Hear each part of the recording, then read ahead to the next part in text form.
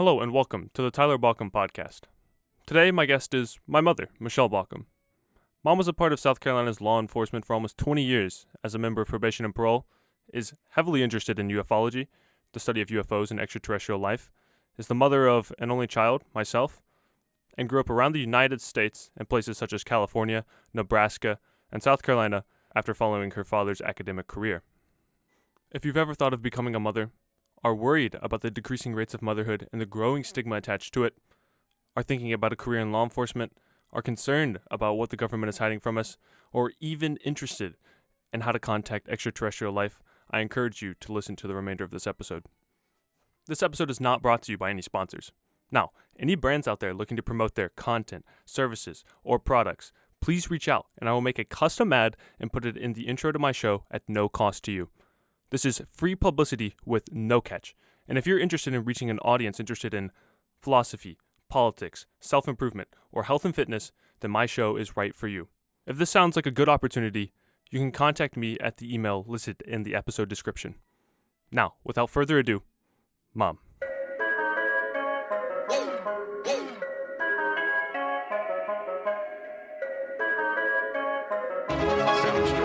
What does it mean to you to be a mother? Everything. Oh, God. You're going to have to be more specific. It gives me validation that I can biologically carry on my lineage to some degree, and also, impress upon and improve the life of any children or child I have. Okay. So, if it provides you validation, and it means everything, then how much have you changed in response to being a mother? Because there were things in your life that validated you before, and if this is the primary thing that validates you now, then obviously some big shift has occurred. Oh, of course, yes. I think that's reasonable for most parents. You're primarily focused on yourself and perhaps a relationship or a marriage prior to children, but once you have kids, the focus does change to some degree, because when you have children, I think it's fair to say that your hopes and dreams are that you can do the very best job raising that child to be a successful and happy individual. Talk a little bit about the burden of having and raising a child. Well, certainly there is additional financial burden because you're caring for somebody other than yourself or a spouse as well. There's, I think the burden is multifaceted because, there's the social aspect, the financial aspect, the religious aspect, the family aspect. There are so many things that come into play when considering what that will mean in that child's life as to how they interact with those particular things or not. What do you mean those particular things? Well, when you were growing up, we were used to going to church. And I think you got a pretty good foundation at Trinity United Methodist. Whether a parent chooses to or chooses not to involve their children in any religious aspects is certainly going to shape that child one way or another in their life. The same thing socially, the same thing with sports. So what I'm kind of getting at here is there is an increasing movement, let's say, in women such that they are less inclined to have children. And I didn't know that. What appears to be the motivating cause here is that such an immense burden is inherited from a child, but they're accustomed to a more comfortable life. Women become more independent nowadays. They're more financially independent. They have careers. They're more ambitious.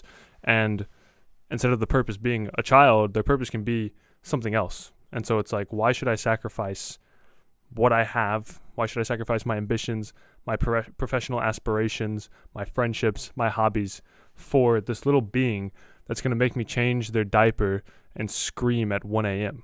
Well, there's clearly a different movement going on, and I think that relates directly to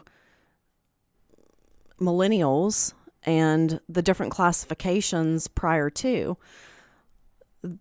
In my generation, that was just something that you did. I'm sure there were outliers where people were like, no, I'm never going to have kids. But for the most part, if you follow the trajectory of college, marriage, kids, that seemed to be kind of the norm of how things were going to go. And there was no introspection. There wasn't as deep introspection on my part per se, or, my ex-spouse's part per se. There just seems to be so much introspection with this current generation that it sometimes seems confusing to previous generations. Describe what you mean. So you may be referring to me personally, but I know I think that I would like to state that as a generality. So what have you observed in children? And give us examples. There just seems to be a huge and very heightened level of sensitivity to everything. Okay. Maybe some examples will prove instructive. Because you could just be referring to me, but you could also be referring to, hey, when I just go for a cup of coffee, like the kid behind me is socially anxious and for some reason is like very hesitant in their social interaction. Well, I mean, there are a lot of different things that play into it. I didn't grow up with the technology you did. The influences that kids your age in your generation have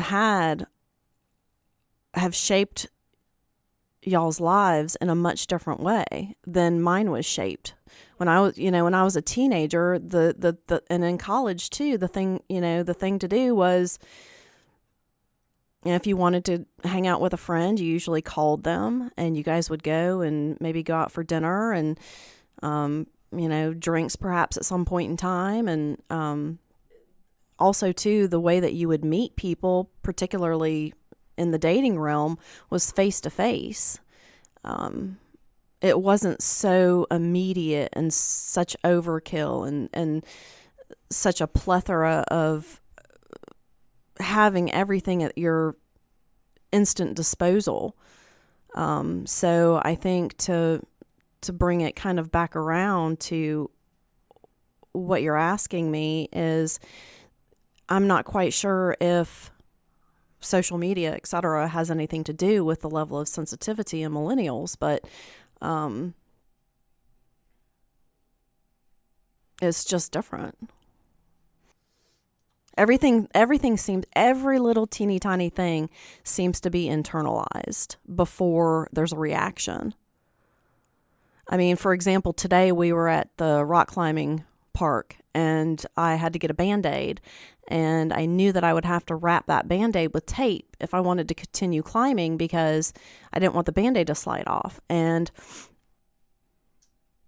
there was a Band-Aid jar, and I guess there was a pair of scissors in the Band-Aid jar to cut the tape after you were finished wrapping it. But there was a young girl, perhaps close to your age, over holding the scissors. And I don't know that she had any tape to put on her finger or anything like that, but I put the Band-Aid on, wrapped the tape, and then held out the tape and looked at her and asked her, hey, would you mind cutting the tape for me? And it was almost as if I had asked her to, anesthetize me and pull one of my teeth out. She was perplexed. It's almost like it had to register, and she had to think about how she felt about it before it actually occurred. And it just seems like such a simple thing to me. So that would be just kind of a very lame example, I guess, but... Do you not think your behavior was at all odd? I don't think it was odd in the least. Because, from one human to another, with one person standing there kind of playing with scissors and not really using them and talking to somebody, and with me needing to utilize scissors, I think your generation would stop, assess the situation, figure out where the scissors are, maybe wait until she had put them down, or perhaps waited and found an appropriate time in your mind to ask her, may I borrow those? And then utilize them yourself. But for me, it's just kind of an outreach. Like, hey, she's got the scissors, let me just see if she'll just snip this tape for me real quick so that she can continue to hold on to them in the event that she was using them at some point in the future for something else. The feeling I get is like people are always kind of performing, but they're doing it in a calculated way, or that particular group, and they're highly sensitive to any kind of interaction thereof. I want to bring this back to motherhood. So, like I said, it seems motherhood is becoming increasingly stigmatized.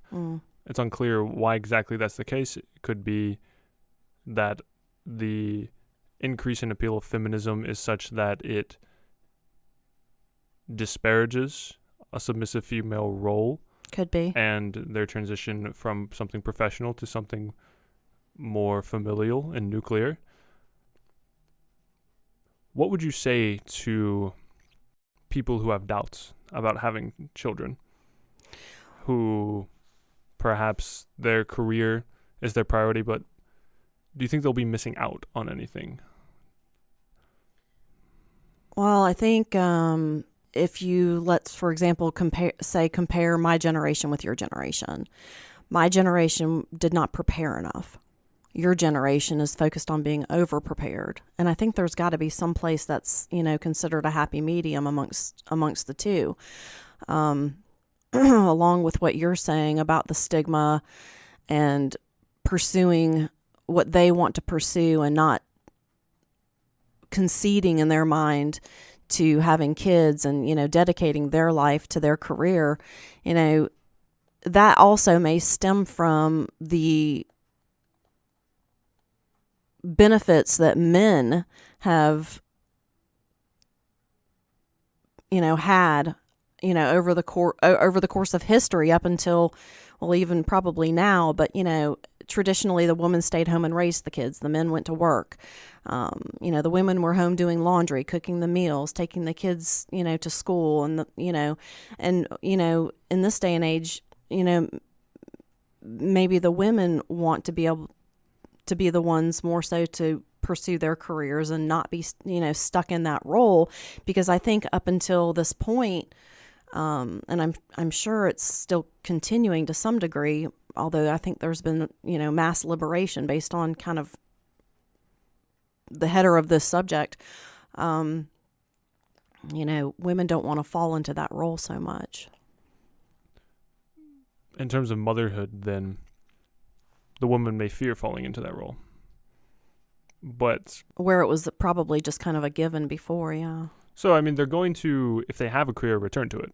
Even if they have a child.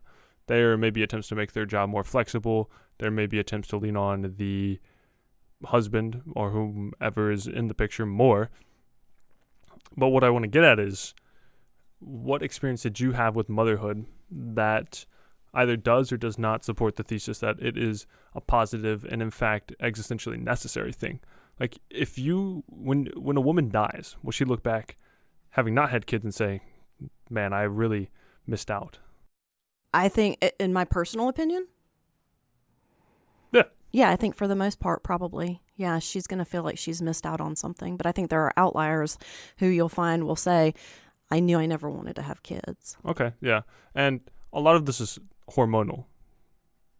Well, when you have a the child, maternal instinct, yes. Yeah, there's well, we can talk about what that means exactly, but is to say that when you have a child, your hormonal balances do change because you are neurochemically now geared to protect that thing, to ensure that thing survives.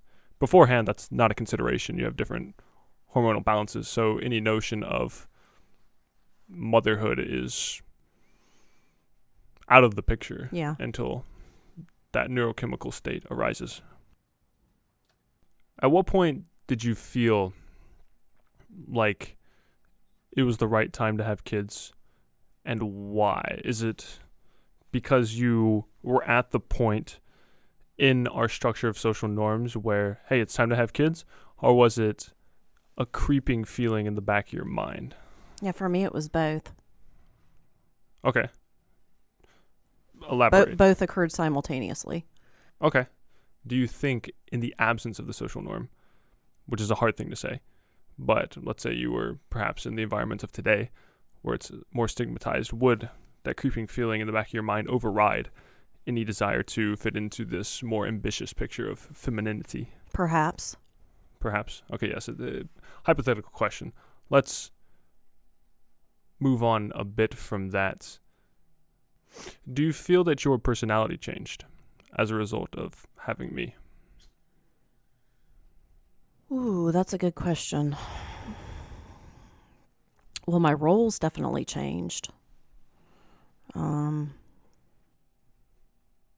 But no, I mean, the fundamentals of my personality, no, did not change. I mean, I'm sure I experienced higher highs and lower lows, based on, seeing, a cute little baby face staring up at me in the middle of the night that I'm rocking to sleep versus getting up 3 times during the night and feeling completely miserable when you're crying and needing to be fed. I mean, there are higher highs and lower lows. As far as happiness, sadness from a maternal standpoint, and then if that wasn't part of the picture, would I still feel those high highs and those low lows? Perhaps, yes, but it wouldn't pertain to, a child. So, what I am sort of getting at is, in being a mother, you inherit this role where you need to protect the child and have certain traits to ensure its survival. Those traits may be empathy, for instance. Empathy is often said to be, in evolutionary terms, evolved from motherhood. You have to empathize and reflect the needs of the child so closely that you can genuinely provide for them. So I would ask, do you feel that you became more empathetic? Do you feel that empathy became a higher priority in your life as a value? Go ahead and answer that. I mean, it's really difficult to say. But I mean, it's easier for me to reflect on that, particularly within the last 5 years versus from your birth on. Why is that? Primarily because I had to really reevaluate my life 5 years ago and really take note to what was important and, how to achieve what was important in my mind. Okay, so, and if you don't mind me being specific, this reevaluation comes off the back of a divorce with my father. And you enter a state where you have to ask yourself, now that my child is out of the home, now that I don't have a husband, what do I want? What went wrong? Who am I going to become? And the reason I bring that to your attention is because sometimes people experience, I don't want to label what I went through as like a crisis of self, but it was a completely different perspective where, prior to I had someone to lean on, and prior to there was a family unit, it was almost like it was there regardless. But when you lose those things, you have to kind of take a step back and recognize, what you can do better. Do you feel that after the divorce, that was the first time in your life where you truly felt independent? You had to count on yourself and yourself alone. Oh, absolutely. Do you think that's problematic to reach that point so late in life? Oh, absolutely. Why is that? Why is it such a problem? Because if it's not a problem per se, but to get to that point, you certainly would want to have that heightened sense of awareness much earlier in life. Awareness of your own internal workings? An awareness of your value and an awareness of what that value means to other people. So you're saying that in the first 40-something years of your life, you were unaware of what your value as an individual was and what your value to other people was. To some degree. And to some extent, we're operating on some kind of social cruise control. Yes, absolutely. Okay. Talk a little bit more about sort of coming out the other side of that, if you don't mind. Oh, well, you kind of start from ground zero. Okay. I mean, you'll have your career to fall back on, and that's relatively intact, I would surmise, for most people. But when you're thrust into the social scene after being married for such a long period of time, and things have so dramatically changed when it comes to how to date, how to interact in that realm, that to me was somewhat of a challenge and a shock. It's not like dating in your 20s either. Are you comfortable talking about that experience in the new dating market? It depends on what you ask. I just want general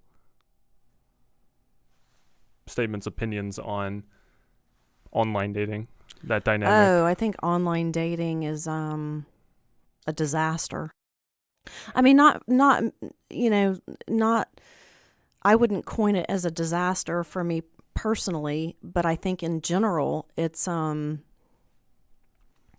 feels like work, because you're constantly concerned about what your profile looks like, what messages you're communicating to other people in the little written blips in the profile. It just seems so impersonal. So let's talk about this a little more, because online dating is, a lot of people think it is a great stimulus for a lot of the social change we're witnessing, and that we are optimizing for success in that market. And instead of turning to more traditional modes of dating and meeting people, we kind of have this as a safety net to which we automatically turn. But a lot of people are worried about the phenomena associated with these platforms, and that men just don't have a lot of success on there. There are certain dynamics to heterosexual dating, let's say, where if the ratio of men to women is skewed, and on online dating it appears that it's skewed heavily towards men, as in most people are men on online dating platforms, you get this phenomena where a lot of men who are not as attractive, aren't as high status, don't have as high of an education, they get almost no attention, and then the guys at the top get almost exclusively the attention. Well, I think the guys at the top are traditionally already taken by the time they get to that. Right. So let's talk about your observations then, because I think you went on a couple dates there. Who would get an approval, first of all, from you on an online dating site? And second of all, did you find that you were inundated with requests? So I'll take the latter question first. Yes, I found that I was inundated with requests, but by predominantly lower standard men who I did not find very physically attractive. How does that make you feel? Shitty. Why does that make you feel shitty? Because it makes me wonder if I'm a direct reflection of that 1 through 10. Okay, and then what about the oddball who shows up as clearly dapper or high status or something like that? Well, I mean, I think it's going to, ultimately, I think women are looking for a mix of a little bit of everything, as far as, let's hope that he dresses well. Let's hope that he's got some intelligence. Let's hope that he makes a decent living. Yeah. So, I mean, that would be my hope in what I would look for on a dating site if I were on one, in looking for a potential match, somebody who, because like you look on these dating sites and you see like these guys who in every single picture they have a hat on and they have a pair of sunglasses on and they're holding up a freaking fish. on a boat in the middle of a lake. Man, that could just be 50-year-old Southern guys, like. And you're just like, okay, what's that about? They like to fish. Why is that weird? Is it just because so many have that picture? Exactly. It's like they copy each other. Oh, and then there's the other one where these men are taking pictures of themselves in public restrooms, like the public restroom selfie, and that's one of their profile pictures. That's a very common. A lot of young women do that too. It's a bit weird. I think it's bizarre that you wouldn't think through long enough to not take a picture of yourself in a public restroom and put it on your profile. So let's think about this as well. So I know, and again, if you're comfortable elaborating on this, you did go on a couple dates. Oh, yeah. You mentioned that, hey, the good guys are probably in monogamous relationships at this stage. And so I think predominantly so, yeah. So whatever remaining quality mates exist in this online dating market, well, there's going to be some guys who are not bad, right? But if they could be in a monogamous relationship, why are they out here on an online dating platform? So you've gone out with a couple guys on there. They passed your test. Did you find that they were looking for a standard monogamous relationship? Were they decent people, or were there implications of sexual interaction? Like, what are they doing there? I think it's just really kind of a cornucopia. Okay, so different of personalities. all of the above. Like, okay. Some people want to cling immediately. Some people, just want a casual relationship. It's all different kinds. Yeah. Okay. Let's move on to a discussion of ufology. So, okay. You have expressed to me many times in the past an interest in UAPs, interaction with extraterrestrial life, the belief in extraterrestrial life theories of how they've interacted with us, how we can and have interacted with them, anti-establishment narratives of what the government knows about it. Tell me a little bit about what has you interested in this domain. Well, I try to look at this particular subject with a relatively serious level of scrutiny. But, as you know, I was raised in a predominantly scientific household that focused more on evolution than Christianity. Yeah, to be specific, your dad was professor emeritus at Clemson, chair of the biology department, was a professor of biology at like 3 or 4 different colleges throughout the country, has a PhD in biology from UC Berkeley. Yeah, UNL, LSU, and then Clemson. Yeah, very educated guy. So I guess with that said, I feel like I have common sense, and I feel like I typically look at subject matter with, like I said, a relatively decent amount of scrutiny. So, I think that really kind of the basis of my beliefs would go back to common sense of who we are and how we got here.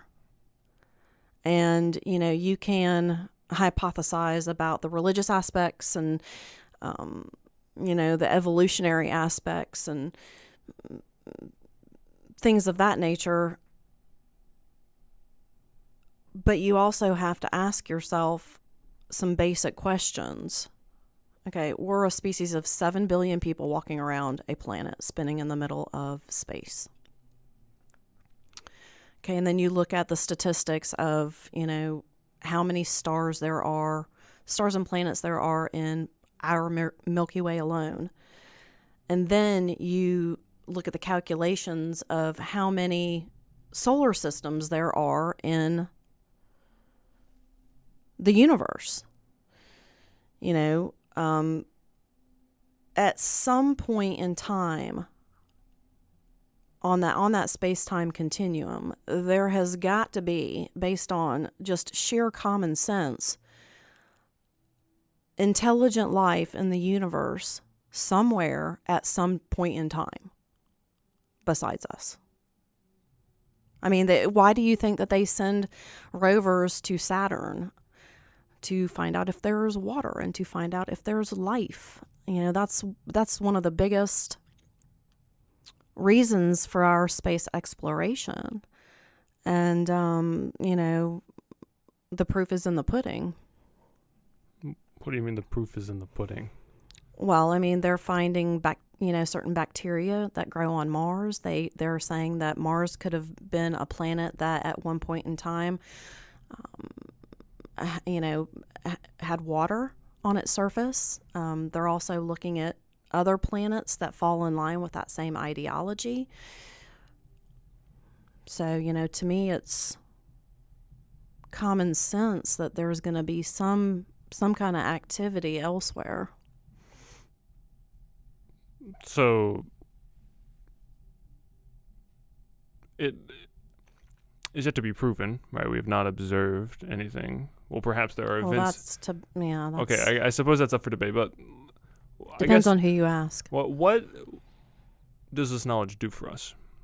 And if we're talking about some sort of probabilistic notion that there is or has been other intelligent life, what are the implications of that? Okay, so I think one of the biggest fears our government and our society has is if life is discovered off planet, what implications does that have for our society and our population in general? And the overwhelming census is that there would literally be social chaos and breakdown. So if someone told the world right now that there are actual aliens that have interacted with us, you think the implications are that disorder would result? I have no idea. I think the governments, you know, have been colluding in this possibility for, you know, since the 40s. And I think that, you know, I'm of the agreement with many of the folks in this community that there is a calculated release program going on about this particular subject on UAPs, that they're going to slowly condition us to receive this information over time, maybe over the course of the next, 50 years, and backdoor it so that it doesn't scare us. In 2017, they released one of the videos of the UAP that one of the Navy pilots saw, maneuvering in ways that we are not familiar with. There was no source of propulsion on the UAP whatsoever. It's interesting to me, however, that even though we have this concrete evidence in front of us, the overwhelming reaction is that we don't really know what that is. We really can't trust that. So, I think it's on a controlled release cycle. What is a UAP? Well, unidentified aerial phenomenon, or most recently from my discoveries, are unidentified anomalous phenomenon. Why is that distinction necessary? I don't know. Oh, okay. Okay, so just terminology. Well, aerial and anomalous. What is the extent to which I suppose we have interacted with aliens? And I'm asking that because why would the government perform a controlled release thinking that whatever is revealed would immediately upset the world? Like, is it that serious? Is it... Because if someone told me today, like, hey, there was an alien in the bottom of the ocean and there's like a whole colony of like underwater cities, I'd just be like, okay, and?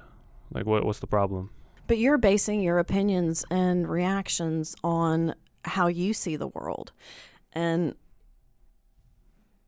your generation at this point in time is not running the government.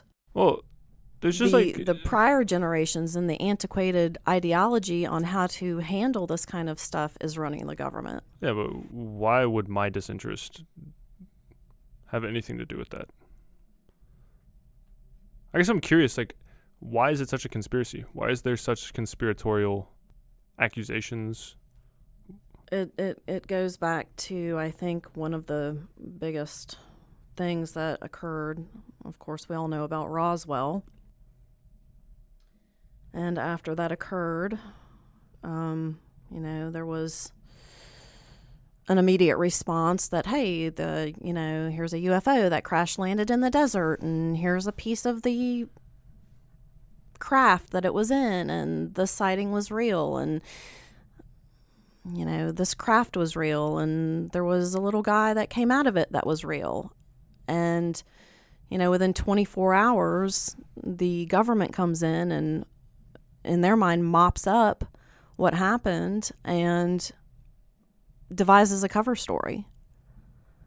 So from the get-go, out of the gate, it was, for some reason, a big problem to them. Let's get clear on something first, too. So, no planet, as far as we know, within a reasonable number of light years is reachable from Earth. Correct. And when I say a reasonable number of light years, I mean, using my bias towards a human lifespan, the people traveling here would either have to be going greater than light speed, which theoretically is not possible in Newtonian physics, or they would have to live for thousands of years. So get into time regression. What is ufology's response to that?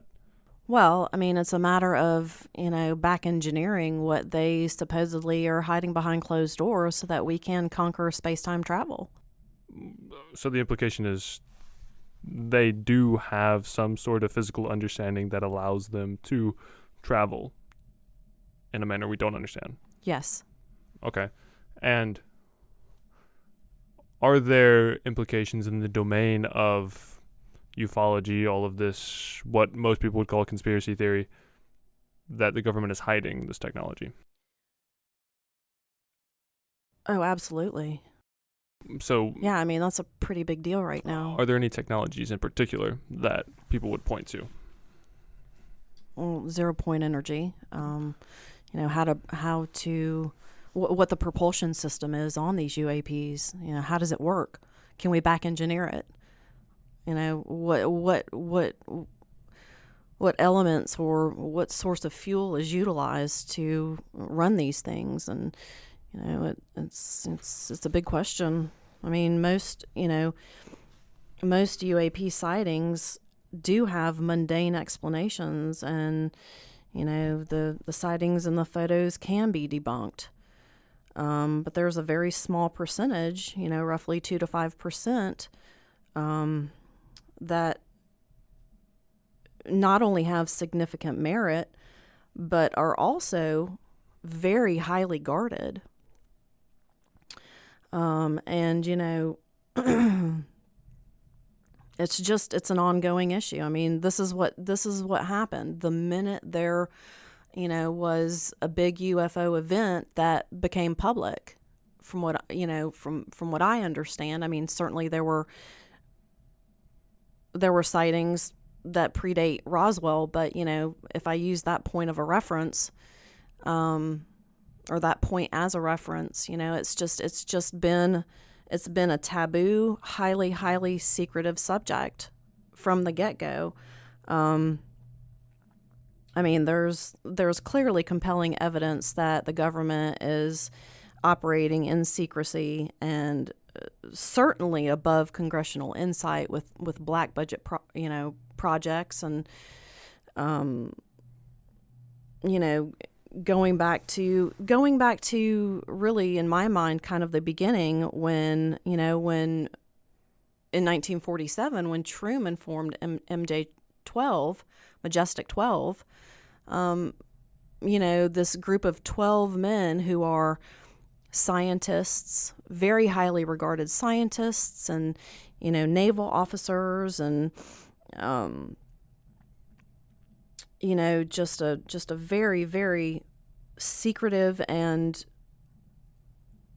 well decorated and educated men. They immediately begun drafting secret documents on, directing MJ-12 on how to handle potentially legit sightings. And if you look at the way that they laid the foundation for how to deal with these things, it was mainly through discrediting witnesses, through intimidation tactics, and initially confiscating any materials that related to potential contact. And so that's where the foundation was laid, and it's been like that since, and until recently, where they've had House subcommittees and big press releases and whistleblowers and people really bringing some things to light. It's a really interesting issue. The motive behind the government hiding this information is somewhat understandable. You can understand that at this point they're covering their tracks. They don't want to sow public distrust. But exactly. I don't understand why someone would want to care about this. Oh my gosh. I don't see why somebody would say that. Okay. Well, for me personally, I care about it because it provides the possibility that I'm part of something bigger. Which is what, potentially? Oh, something bigger than just 7 billion people on Earth. I don't understand. That are all dicking around every day and, blind to what's going on. And, the possibility that there is other intelligent life in this universe, and that we could potentially have contact with them and learn about them and visit other places is just amazing. So you think that the information that the government has is something that should be released en masse because it gives people the opportunity to explore something bigger than we've ever known before? Or that it would provide some sort of guidance at this time where, perhaps like you said, people are sort of wasting away. They feel listless. We're misdirected. We turn to things like video games, porn, online dating even, in an attempt to fulfill our purpose, when in fact our purpose could be better guided with directives towards extraterrestrial life. I think my response to that would be just being reminded of something Ronald Reagan said when he was a president. And even though he wasn't the sharpest tack in the box, he made a comment, very openly, that I remember. And, to paraphrase, if we knew that intelligent life was out there, how little would the problems that we have seem?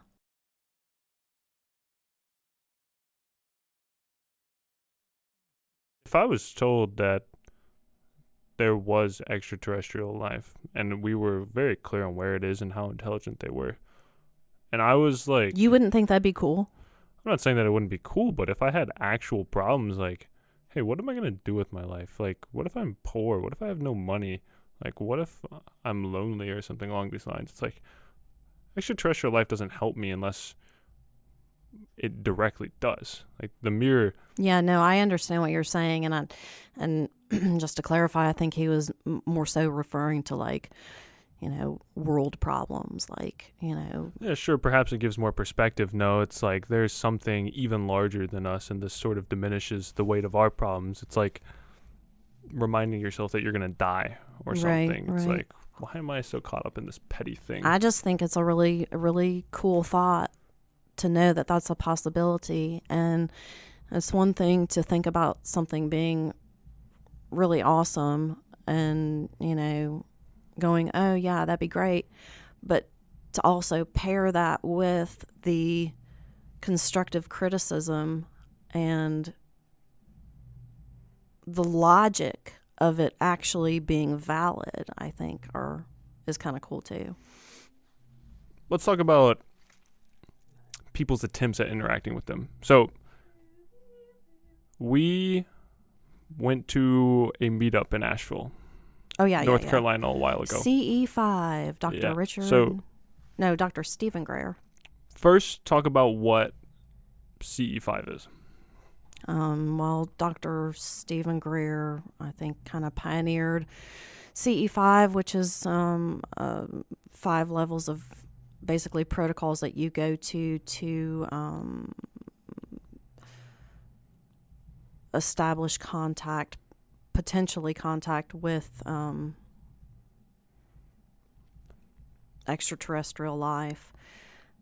One of the predominant beliefs is that because these beings are of such a high level of intelligence, that they communicate in a way that is,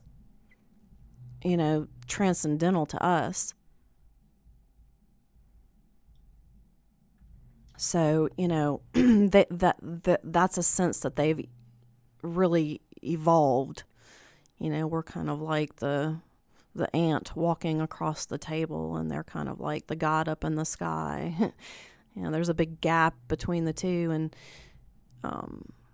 they've learned how to communicate telepathically and with purpose. Okay, and CE5 is an attempt to, despite our limited abilities as humans, transcend ourselves and begin Correct. communicating with them. You said it was a 5-fold protocol. Do you know what those steps are exactly? Or it brings into attention meditation, and also clearing your mind, and then bringing with you positive intent to make that contact. Okay, so let's frame this process, this protocol, in the context of the thing that we went to. So we show up to a church in Asheville, I think it's like a Sunday afternoon or something, and we enter and they're just discussing the nature of extraterrestrials. We walk in, we're a little bit late. I feel like the precursor to the loose CE5 protocols that we experienced was extremely subpar. I think that the... Are you talking about the meditation portion, or... No, I'm talking about the precursor to the time we spent before we went out into the field and created our circle of chairs and quieted our minds and began the meditation process. And I think the person that was running that particular CE5 group did not have a whole lot of focus, and did not have a whole lot of, he didn't spend his time well discussing, first of all, the protocols and, really the intent of the group. Yeah, it was unclear what you were supposed to do. So, right. First of all, let's back up to his actual, spiel presentation section. I mean, I remember at one point, some of the people in the group who, in my opinion, were a little flaky, they started talking about, oh, well, I got a call from one of my friends, and they told me that a person that we mutually knew passed away. And right at that time, there was like a smoke alarm going off or some, it was a lightning detector. Serendipitous thing happening. I just think that's total bullshit. So the argument is that they operate in a higher plane and therefore have to send messages telepathically. Through some medium that manifests as a lightning detector going off with 3 beeps. I just thought that was getting way off track, and I don't think that was appropriate in that environment. And I think it should have been strictly, maybe talking a little bit about the history of ufology to begin with, and perhaps then the introduction of Dr. Greer, and then focusing on, the protocols, what the intention is of each, and then how the group will then present that protocol as they're conducting it. Okay. I just don't think that it was a good experience either way, and I think if it had been, it would have meant a little bit more, but unfortunately, that wasn't our experience. So moving on to the meditation portion, can you describe what exactly we did? I was kind of checked out, to be honest. Yeah, I could tell. Yeah, to be clear, You didn't want to be there, though. I did, but I didn't. It was like, hey, this is an opportunity to see some... You just wanted to be there because if there were people that you could make fun of, then you could entertain yourself in your own mind. It's not that cynical, but it is I would be curious to see these people. Right, and I think there's a version of myself maybe 2 or 3 years ago that'd be like, I'm not going anywhere near this. Oh no, it would be, I'm not going anywhere with you. Oh, that's not. Oh, God damn it. Okay, whatever. Talk about the process. What I'm a novice with the CE5 protocols, sure. By the way. I really, I haven't taken the time to really delve into how each one really intricately operates, but the general intention is to work as a group, and that group's mental state and intention can then lead to something greater, which hopefully is contact. Okay. So we also... And they incorporate meditation. Yeah. To accomplish that. Yeah, so we sit down and people are in a circle. There's a couple of weirdos on a mattress doing their thing. Yeah, I think they were homeless. And maybe not. I think they just might have wanted to be comfortable. But there's this weird portion at the beginning where there's some Sanskrit stuff. Okay, so that's kind of cool because and I don't want to misspeak, and I need to educate myself a little bit more, but the Veda protocols, it's all based in historical tradition, of how to quiet your mind and get into that meditative open state. Okay, so I think, I don't know exactly what was going on, but I think maybe some kind of perfume was released or something. No? Okay, then I was completely off base.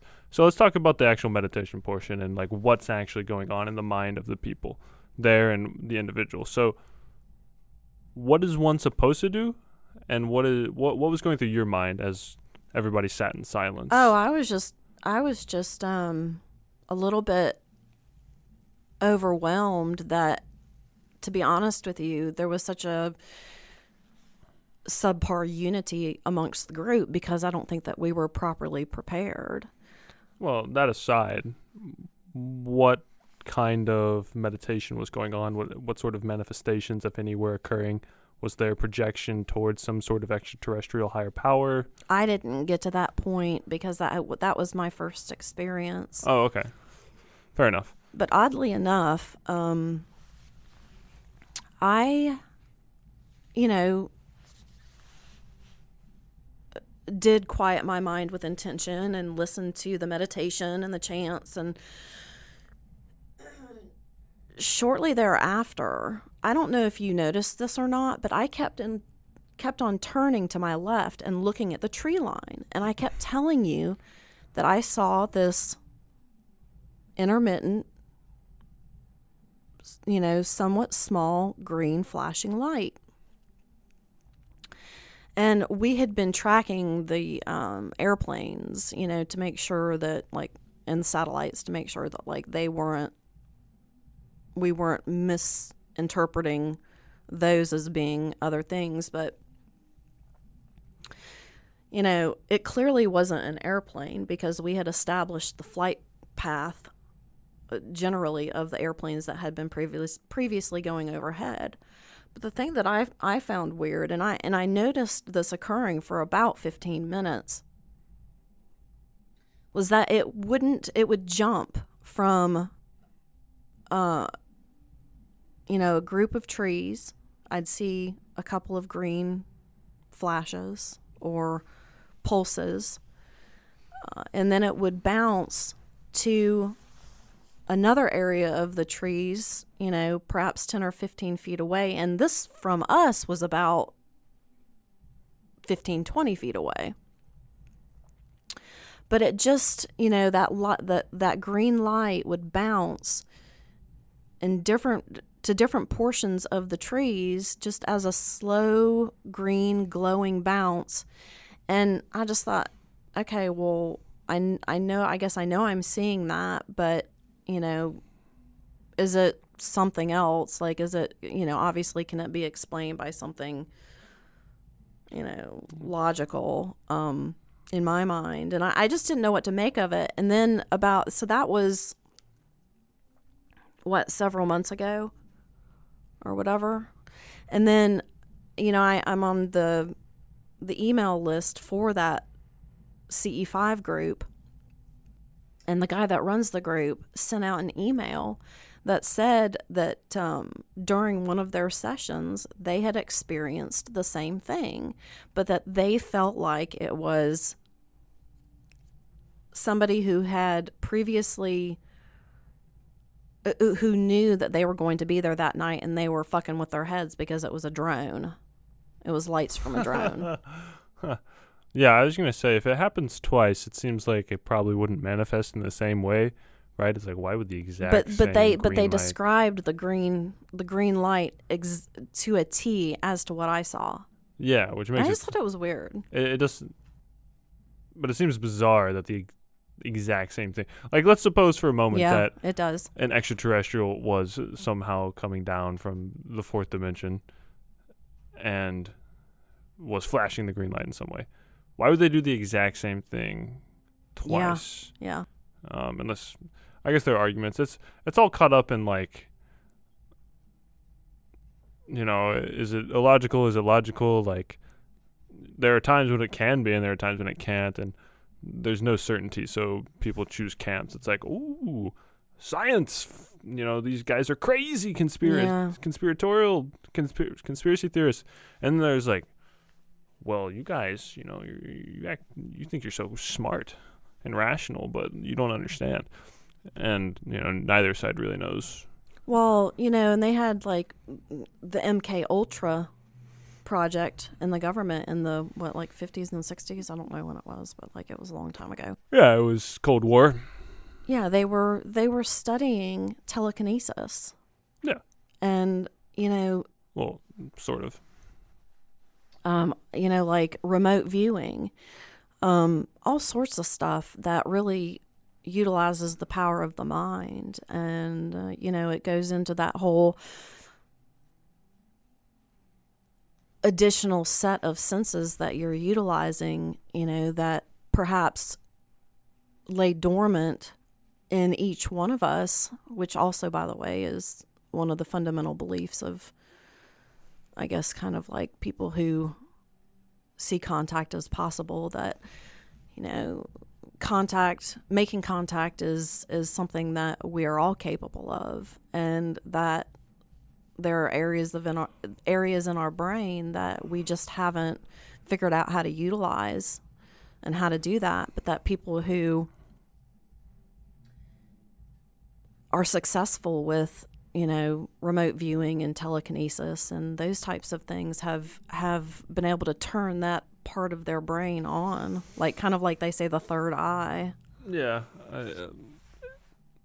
The third eye terminology is applicable here to me because it seems that it's... Well, and that becomes very interesting with different cultures and history and how different cultures have looked at that particular topic. Well, what I wanted to say was that it has a religious aspect to it, much like the notion of a third eye, much like the notion of achieving nirvana or ascending to heaven. It's like Right.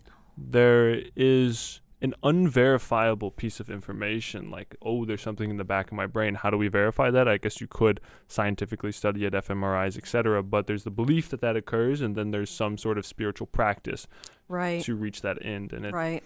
has a similar religious aspect, which makes perhaps it popular. Let's transition the discussion from ufology. So we did another recording before this. We're in an RPI. That's Rensselaer Polytech. Rensselaer Polytechnic Institute, where I am doing my undergrad, and we're in one of the music practice rooms, and so there are adjacent booths. And we were recording yesterday. A person comes in to play, I don't know, like an oboe or something, and then there's another kid on the piano, and the audio is getting screwed.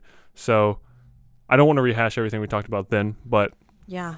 to give some brief background, you were in probation and parole, a branch of law enforcement in South Carolina for a good number of years, almost 20 years. And I don't want to go too much in the history of that, but I think let's sort of take the political climate that we're in now and try and apply what you've learned. So Blue Lives Matter has been a response to some extent to police brutality. And so we're in a weird place where it's like we're actually at a time in history where people are saying the police should not exist, which is a strange thing to say. So give me your thoughts, if you have any, on Blue Lives Matter, the response to police brutality, what this all means, anything you have to say. Okay, so your last comment about, like, people are thinking that, like, police shouldn't even exist. Isn't there a movie out there that, like, you can, like, do crime free for, like, one night without any repercussions? Starts with a P. Oh, The Purge. Yeah, that's kind of how I would see it playing out. And yeah, anarchy. Yeah.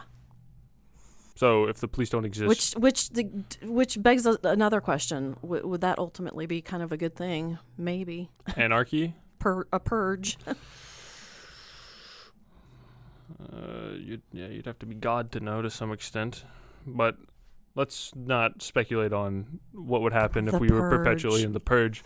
Let's think about, so like, as a police officer, how important do you think your role is in the state? Not. Really? You were a police officer for 20 years. You think you were wasting your time? Like, yes. Oh, explain. It's futile. I mean, it has to be done, I guess, to keep that sense of civility and that sense of control and that sense of order. But, I mean, the work unto itself is predominantly pointless. Unless, I mean, every once in a while you get a person who you have impacted to such a degree that they have a better quality of life. Yeah, so to clarify your role, probation and parole means that you are given past offenders and you have to supervise them, possibly perform home visits, possibly appear in court to testify to their lack of adherence to their probation. Yes. And that's pointless because most of them are not rehabilitated, let's say. One of the terms I'm sure we're all familiar with in the criminal justice system is revolving door. So you go in, you go out. There's just a revolving door. It's just over and over and over and over. Oh, what do you mean? Like new offender comes in? Or the same offender comes in 3 times, 4 times, 5 times. Yeah, so recidivism. Yeah. I mean, there are some valuable benefits that you can and hope to provide the people that you supervise, and there are also some value and benefit to some of the roles within that job, a couple of which I enjoyed a lot, serving warrants and going to court. But, the majority of my job was not those things. The majority of my job was sitting down and taking reports day in and day out of these individuals to track their movement and to make sure that they, were gainfully employed, that they weren't using drugs, and that they weren't out reoffending. And, for somebody to spend 20 minutes with these offenders is really not going to change whether they reoffend or not, whether they move or not, whether they work or not, whether they, for the most part. I mean, of course there are those special cases, but if you refer somebody for a job and that job ends up being their dream job and they do really well and they get off, there are outliers for sure. But is that enough for you to justify doing the job? Like, if someone was like, I want to be in probation and parole, and you would tell them, okay, occasionally you might get a person who goes and finds some more purpose in life, but most of the time it's honestly just drudgery. I think hindsight, that particular type of position should be used as a springboard for something else, perhaps something federally. Okay. I just was not ambitious enough to do that because of my focus was on other things. Like, what, me? Well, family, Yeah. friends, I just wasn't ambitious. Okay. Do you regret that? Of course. Do you regret that your ambition was not directed towards progress in law enforcement? Sure. Or Sure. that it was not directed towards something else? Yeah, I mean, I think I could have capitalized on that field if I had been paying attention. Okay. What type of person should enter that field? Gosh, I don't really know how to answer that. I mean, I can tell you that most of the people in that field have very similar personality traits. But I mean, are we, like, genuinely, like, if I pluck one at random, you could probably describe them? they would be very similar to me. What does that mean? I don't know. And it's not something that I've ever really been able to explain to anybody. And, I can be sitting right next to somebody I worked with, and they feel the exact same way, but neither one of us can put it into words. Okay, so, I mean, that makes me think that there's perhaps an element of community here. You have people who all understand that they are inexplicably similar, perhaps, and that has the element of a tribe, no? Yeah, maybe that's it. What would you say? Maybe it's accumulated. It's not a given. What would you say law enforcement has a tribal aspect to it? Oh, very much so. To Okay. a fault. I mean, back in the 80s, look at the NYC. Corrupt as hell. They protected each other to a fault. Oh, okay, I see what you mean. Yeah. Okay, so we can talk about NYC, but now we're at the point where we are highlighting the fact that black people are being killed by police officers. Right? Wait, did we just change subjects completely? Did I miss something?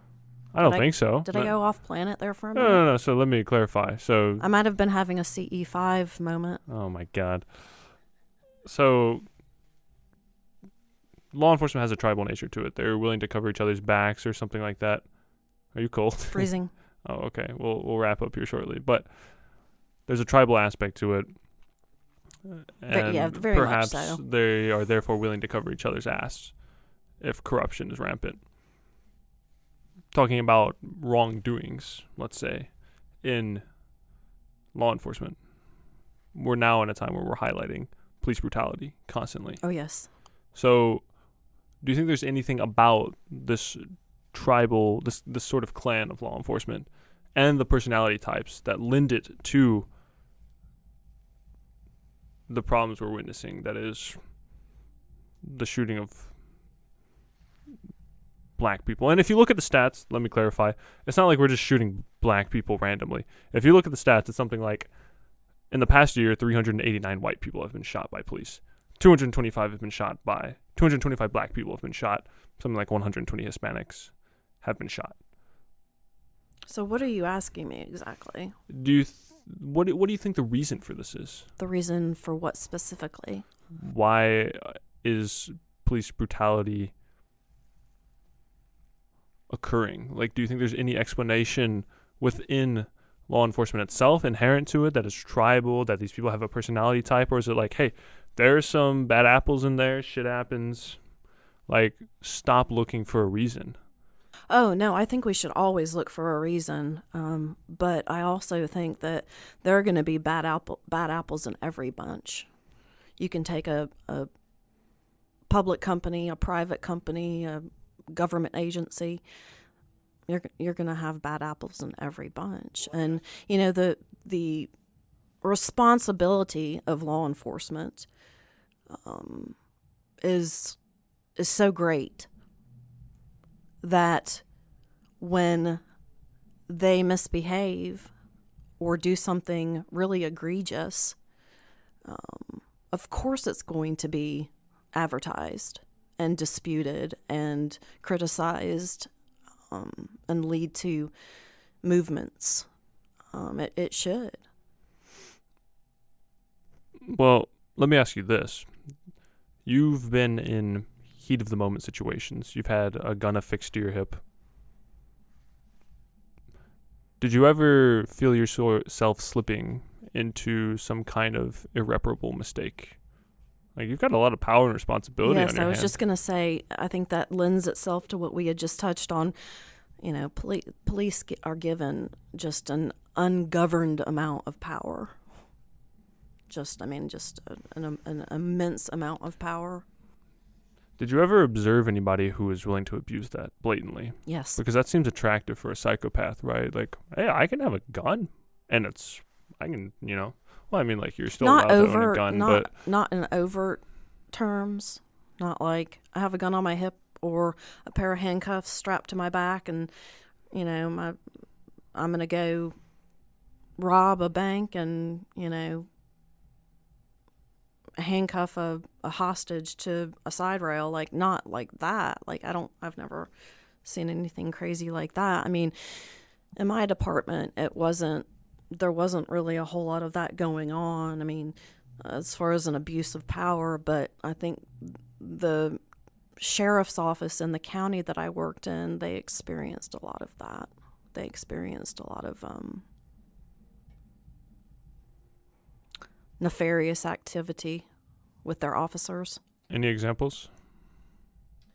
Oh, I think I remember a deputy who was utilizing CIs, confidential informants, at some point in time. And not only did he become romantically involved with one of his CIs, but he also started dealing drugs with this confidential informant. Oh, okay. Seems like a pretty typical, like, yeah, you're involved with the mafia / like, you can leverage your position of authority via association with the phenomena you're trying to prevent, or something. The trajectory of what you want to accomplish, yeah. Yeah. Okay. Well, let's bring this to a close. Okay. Tell me, we're in this world where, maybe people don't want to be mothers. We have police brutality. The government may or may not be hiding information about UFOs. What are you looking forward to in the next couple of years of your life?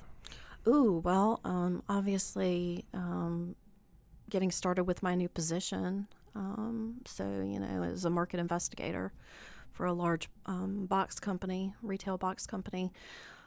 Family Dollar. / Dollar Tree. They're associated. I did not know. Okay, continue. So, yeah, maybe the future will hold a potential romantic endeavor. Who knows, with somebody special. We'll see about that, but one thing at a time for me. Okay, cool.